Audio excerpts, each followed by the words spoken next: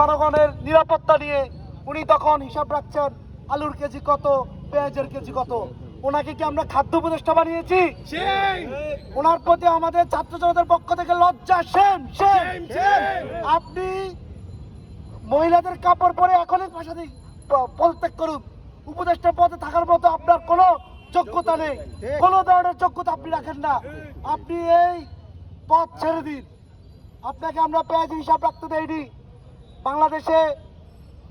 বাংলাদেশে ডিজিএফআই আছে, অনেক ধরনের গোয়েন্দা সংস্থা আছে।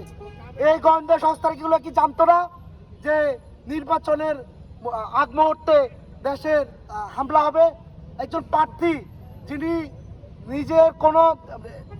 নিজে বাংলাদেশের নাগরিক হিসাবে নিজের ভোট প্রচারণা নেমেছিল, তাকে কিভাবে গুলি করা হলো? এদের কি গোয়েন্দা সংস্থাগুলো কি জানতো না? এদের কি রাখা হয়েছে কি কেন? শুধু আয়নাঘর বানানোর জন্য? তারা কি শুধু আয়নাঘর বানাবে? দেশে কি শুধু আয়নাঘর বানিয়ে তারা সংগ্রামীদেরকে, যারা দেশের পক্ষে কথা বলে, যারা ভারতীয় আগ্রাসনের বিপক্ষে কথা বলে, যারা ভারতীয়দের বিপক্ষে কথা বলে, তাদেরকে তুলে নিয়ে যাবে? এদের কি আর কোনো কাজ নেই? এরা কি দেশের নিরাপত্তা দিতে পারবে না? তাহলে এই সমস্ত গোয়েন্দা সংস্থার কোনো দরকার নেই আমাদের। সংগ্রামী ভাই বন্ধুরা, আমরা জানি সাংবাদিক সাহের ভাই, উনি সব ধরনের নিউজ আগে থেকে পেয়ে যায়।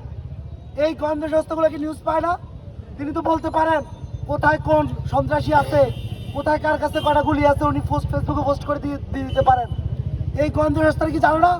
ওনার চাইতে তো আমি মনে করি উনি বেশি কার্যকর বাংলাদেশের জন্য। সেম এদের জন্য, সেম, লজ্জা। আমি আমার বক্তব্য হাদি ভাইয়ের সুস্থতা কামনা করে